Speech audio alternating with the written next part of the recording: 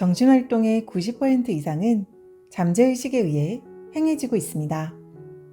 따라서 잠재의식을 제대로 활용하지 못하는 사람들은 매우 제한된 삶을 살고 있는 것입니다. 잠재의식을 이끌어 나가는 방법을 알게 될 때 우리는 삶에 직면한 문제들을 이 잠재의식을 통해 해결할 수 있게 됩니다. 잠재의식은 언제나 작동하고 있습니다. 그렇다면 우리에게 남겨진 유일한 질문은 바로 이것일 것입니다. 잠재의식 작용에 수동적으로 끌려다닐 것인가? 아니면 의식적으로 잠재의식을 이끌어 나갈 것인가? 달리 표현하자면 자신이 목적지를 정하고 위험을 볼 수 있는 시야를 가지시겠습니까? 아니면 그저 표류만 하고 계실 건가요? 잠재의식은 육체 곳곳에 스며들어 있으며 우리의 마음속에 자리한 지배적인 생각과 목적을 전달받아 그에 따라 행동을 취합니다. 육체 곳곳에 퍼져 있는 잠재의식은 유전적 영향을 크게 받습니다. 이는 과거의 모든 세대들이 살아온 모든 환경에 대해 늘 활동하고 있는 생명력이 반응하면서 만들어진 결과입니다. 이 사실을 이해하시면 부정적인 생각이 올라올 때 우리가 그 통제의 권한을 쥘 수 있게 됩니다. 우리는 의식적으로 긍정적인 생각만을 스스로에게 허용하고 끌어당김에 방해가 되는 생각들이 우리의 머릿속에 들어오는 것을 억제시키고 거절할 수 있습니다. 육체 곳곳에 스며들어 있는 이 잠재의식은 단지 유전적 결과에 의해서만 형성된 것은 아닙니다.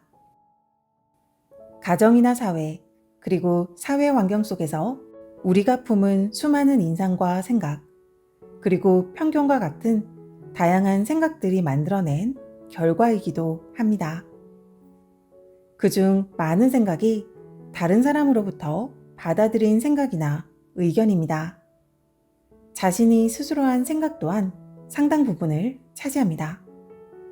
하지만 심사숙고하거나 깊게 사고한 생각들은 극히 일부에 지나지 않거나 거의 자리하고 있지 않은 사람이 대부분입니다.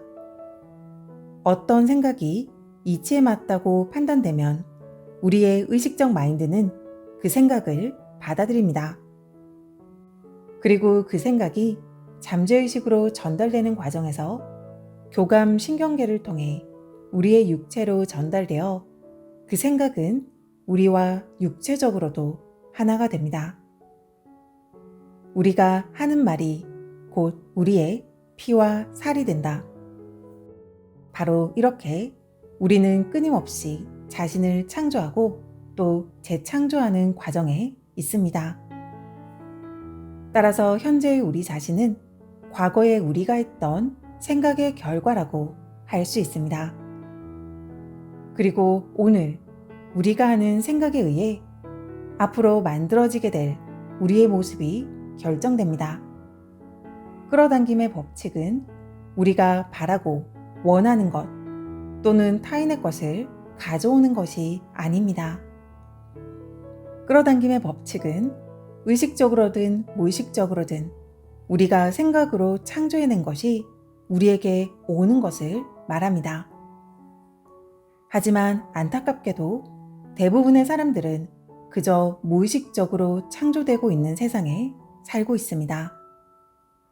자신이 살게 될 집을 건축한다면 우리는 아주 신중하게 건축 계획을 세울 것입니다. 아주 작은 세세한 부분까지 놓치지 않고 살펴볼 것입니다. 건축 재료 또한 신중하게 고르고 최상의 것을 선택할 것입니다. 그렇다면 지금 여러분의 내면의 집은 어떻게 짓고 계신가요? 혹시 너무나도 무성의하게 내면의 집을 짓고 계시지는 않으신가요? 내면의 집은 현실의 집과는 비교할 수 없을 정도로 중요합니다.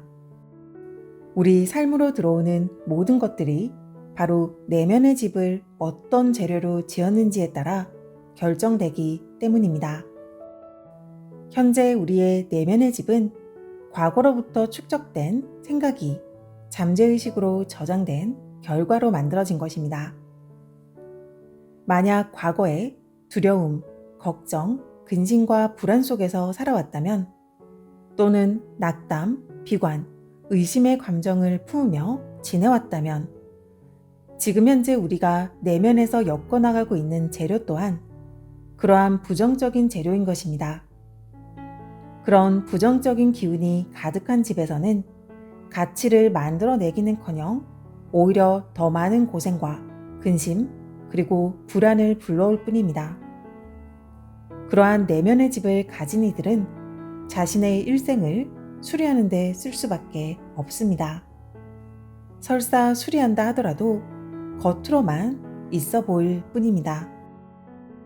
용기 있는 생각만을 간직하고 그 외 다른 모든 생각들은 떨쳐버린다면, 즉 희망차고 긍정적인 생각만을 하며 모든 부정적인 생각들은 즉시 던져버리고 더 이상 신경 쓰지 않는다면, 그렇다면 우리는 어떤 결과와 마주하게 될까요?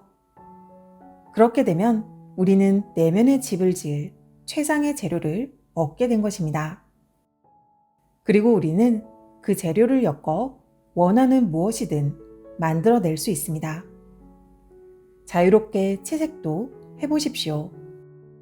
견고하고 속이 꽉 찬 재료이기에 그 색은 결코 바랄 수 없다는 사실을 알게 될 것입니다.